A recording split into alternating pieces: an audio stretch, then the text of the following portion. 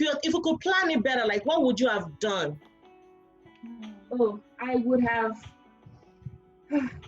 gather all your people. And I've always been blessed with plenty family members. So when me and my mom went to the hospital, my husband was coming from work, and then Abigail was coming from work. And Christiana was like one. So because of my dad was around, and he was able to watch Dara for us. This way, me and my mom could be in the hospital to deliver. And then, when he was done, Abigail actually did not even come to the hospital that day. She was home taking care of Dara and, her own 2 boys. Yeah. Then Mary also was home taking care of them. To take shift and stuff. So, but that's just one child. There are people that have like 4 under 4 and delivering, make sure you gather your people. So basically provide childcare. Right. And plan this ahead of time just in case you come early. Like if you know you're having a baby, you're not going to take a 1-hour trip to north side Atlanta when you know that you're supposed to deliver your baby at Trimester yet. Yeah. I think one thing that I would have changed with this last pregnancy was I would have prepared more food to go to the hospital because the hospital food was horrible. And it's COVID-19 time, no visitors and all that. So that's one thing. A good one. Even if it means for you to order from an African restaurant, please order your food because my milk could not come in because your milk comes in when you've eaten well. Yeah, so my milk could not come in because that's great advice. Yeah, that was one of the questions. The food was like the hospital food. I think basically I have to order almost everything on their list for the food to be plenty. Like when me and my husband need to eat and everywhere is closed and all that. Yeah. So there was a night I actually had to go to the kitchen. I just gave birth. I had to go to the kitchen and pour hot water and start, this coffee maker, like all those small bottles. I had to open it and start pouring about 10 just to make tea. Then all their crackers, and I broke it and put it into the tea and started eating it just to have food so that at least I can have some breast milk. No. So that's true. That's one of the things. That's horrible. You should have called me. Yeah. I will drive from here and bring you. That's one of the things we already talked about. When you give birth, it's COVID-19 time. When you give birth, it's like you lose all your strength. Yeah, you need food. In fact, someone brought food for me and I sat down and I ate that. I've never eaten like that. I ate it. If you see the way I ate food, because it's as if you've lost a lot and you just need to replenish a lot. Like I drank more than 10 cups of water I was just drinking. It's a lot of things you're losing. So food is a basic thing that I would change. I mean that's why I cannot relate because that was the first thing that I planned. That's we are working on that as well. With my first baby, it was as if my body was telling me on your delivery date you need amala and egusi soup. Yeah, that's what you want. She planned that too, honestly. I knew exactly what I wanted. Now, did somebody go make me amala and egusi soup? They made me amala with ogbono. Are they kidding? About this for so long. That's all I ever wanted in this life. As I've already said, planning for delivery, you need to have food to be ready. And you just mentioned that, Dunchard, having a support person is really, really, really, really. It is. What else do you guys think is very important when you're planning your delivery? I remember what you told me, Tishay, right before, because it was so good. I know, it sucked for you because you didn't have someone right before you, but it was great for me that Tishay had her baby a week before mine because she was like, because I remember that's true, I remember. It was amazing because you were like, go to the store and get pajamas, comfortable pajamas, and put it in your bag. So she was like, get something loose. That she was like, don't get one that will lift up, get a button down one, so that way when you're breastfeeding and visitors or nurses come in, you don't feel uncomfortable. It's like, wow, that's so smart. So I did that. I got 2 new pajamas that were buttoned down with pants. And then also you told me to go and because after you have the baby, you're going to bleed. Is this information? No. Yeah. So basically what Tishay told me until today, she told me to go to Walmart and get those Hanes underwear, the big ones, because you're going to need them because you're going to bleed. I got some already. Perfect. You already have some. Yeah. So you're going to need those. and because of those pads, and then get your own pads, because some of the pads they're gonna give you is not gonna be enough. I don't know, my hospital gave me like the water bottle because I tore when I had the baby, so it was painful down there for a while, so I had to use water, and they gave me like a spray bottle. But if you already don't have one, that's something that was really good. One thing that I know is like, if you realize that you are about to go have the baby, as in like maybe right now as you're sitting, you're like, I'm having contractions, I'm gonna have the baby, stop by McDonald's and get food, or stop by anywhere and get food, eat from the house, like, because especially like if they decide like, oh, you need epidural or something, I feel like they might not give you food. They won't give you food. Yeah. So just eat. That. On your way to the hospital, you can eat. Yes. You know, just I know you might still be in pain, but I remember my friend, she was pregnant. Her bottle broke and she hopped in the shower. She took a shower. She took her time. She stopped by the fast food. She got food. She was, until she got to the hospital. So like, those are things that you should just put in mind. Just so you can be comfortable. Pack a bag for yourself. That really helps. Also, put your hospital bag. I always put it in the car. In the car already. So we talked. Yeah. A friend of Michael, wife gave birth 2 days ago. That's why he told Michael, like, hey, you guys should put the bag in the car, because you just never know from this point on when it's gonna happen. So that's a good one.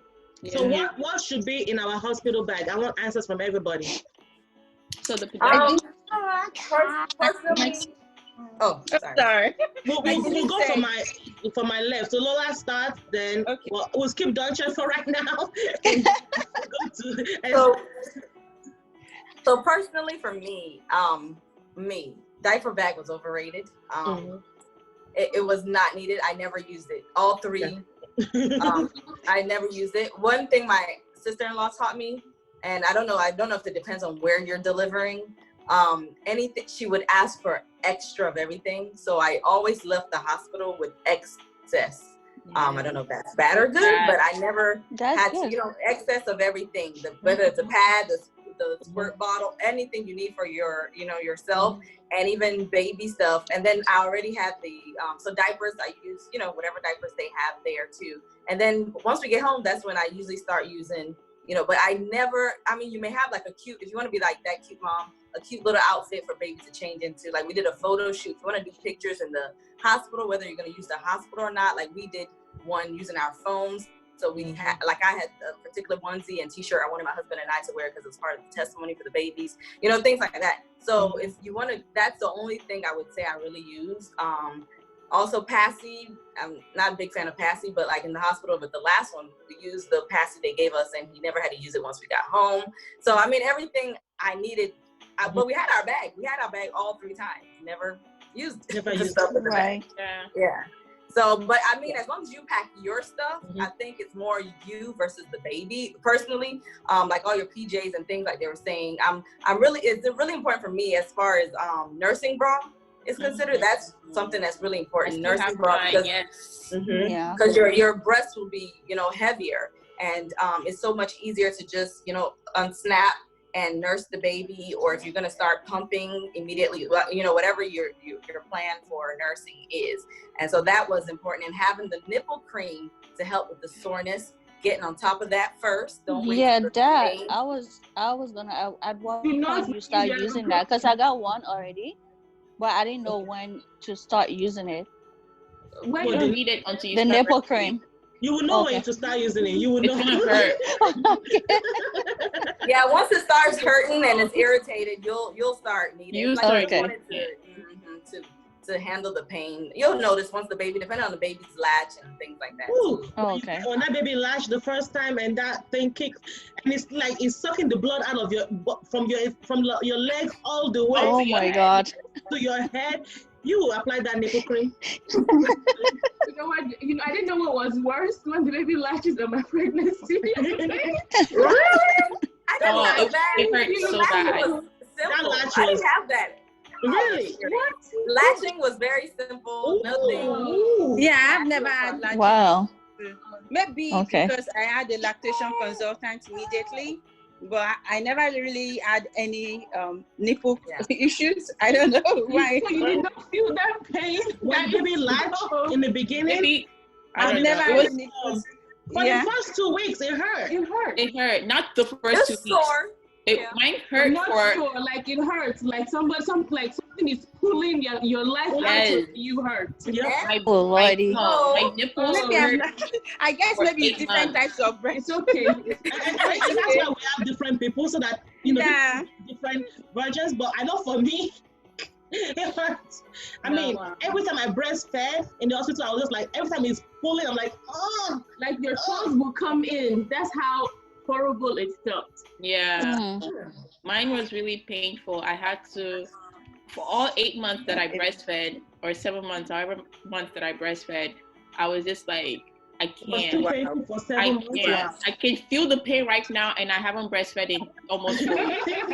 Wow. I don't know. My God. Okay. I don't know if this made a difference, but when I had my first baby, that one's in heaven. So I still had to pump after I had the baby. Yeah. So I don't know if my nipple, and I pumped for maybe a month or 2 until I was like, okay, I'm done with this. And so I don't know if my nipple got used to the agony of the pumping. The suction is strong. Yeah. Or that, because I've never had any issue. Okay. But I'm so used to it. Like I'm a pumping machine. So my breasts are probably like, they're used to the abuse. And so at this point it's like, yeah, I got one as the one on a baby gift, so I might start with that. Maybe it will help as well. So, and I'm gonna move on to that, because right now we say pack your bags, even though you might not need it, just pack it. Simi has talked about having the comfortable pajamas, button down. I found that very good, but you might not need that too because it's COVID. People are not coming to visit you like that. Yeah. But I loved it because whenever I had guests, the hospital gown was just not it. I had my pajamas, But I just want to add one thing to the hospital stuff. Still on food, don't forget to carry things you can use to microwave your food, because even if you carry food, you need like plates and all that. So don't forget to carry that, because we didn't have that, so we had to be looking for plastic or these things to microwave. So microwavable plates and cups and utensils. And then water bottles. Bring water bottles. Because by the time your time comes around to refill your cup, you have thirst to death. So just sure. Let me write this down. Yeah. So, is there anything we are missing when you are? Did you already get a pump? Oh, sorry. Oh yeah, the pump. Did you already get a pump? Yeah, I got one in the electric one or the manual one? The electric one. Okay, yeah. So I mean, your hospital, you might not need to take it with you to the hospital, but like, and you can't use it right now because you're pregnant. But you can kind of just look at it, set it up, turn it on. Don't put it on you, but just make sure it's making that sound. I will try that. And then so that way, because you're gonna be breastfeeding, right? Yep. Or you're not sure? Okay. So from the hospital, they might give you. We're not pulling, but we're advising. Yeah. I love breastfeeding, so that was a huge thing for me. But I know that in the hospital, the hospital has the Medela one that's really good. Yeah, they have a really nice Medela one that you're gonna wish you could take home with you. Yeah, but it costs $1,800. Yeah. Oh, no. It's like a huge machine. It's very big. It's like a Gorodome. Oh, I love that machine. And it was so good for me because I went to school where I had a baby in the same hospital. I go to school in that hospital. So when I would go to class, I would run to the pump and use the pump before I went home every day after class. That's how good the pump is. And because of that, I had milk.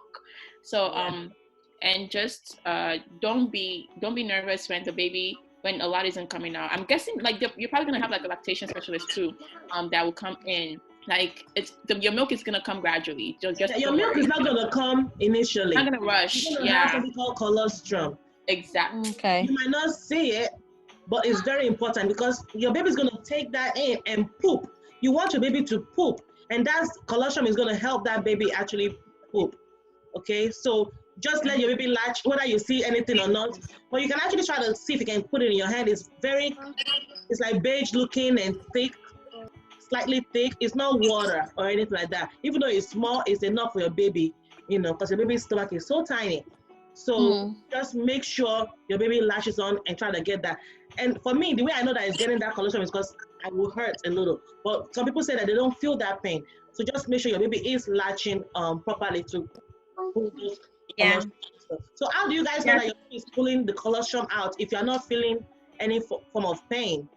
Well, Lola, you can go ahead. I have like the manual. I told them to give me the manual pump.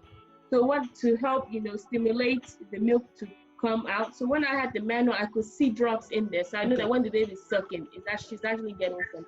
Because I can't look in the baby's mouth. Yeah, for me, I try to hand express. So the first thing, like from the beginning, I kind of hand express, and I can see the milk coming out. And I mean, the first day, they say even if the baby gets 6 drops of your breast milk, that is enough for the baby's stomach, because the baby's stomach is just like this, like really small once they are when they come out. So even the smallest milk you see. I used to believe that too, that the baby's stomach is like that small, until I had my miracle. The stomach is not that small. That can. I don't know what to look forward to. That miracle ate that whole bottle. Yeah, that was Michael. Michael, according to the story I heard, when he was born, he had a whole bottle of milk. A whole bottle the same day. Wow. I mean, we've already said that my second baby, my brother said that my baby pretty much has a hole in his stomach because he never stops eating. So we are like, there has to be a hole in your stomach because we don't know where the food is going. So, but you gotta figure it out. Like you really gotta figure it out. Just prepare for it, whether you use it or not. What I found though, which is the reason why I was glad I packed my hospital bag. I had shampoo and I had lotion. Come to find that because they were using Johnson's baby lotion at the hospital that I was in.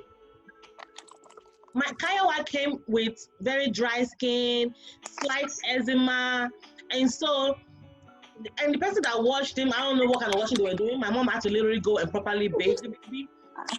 I remember that day. That your hospital alarm went off.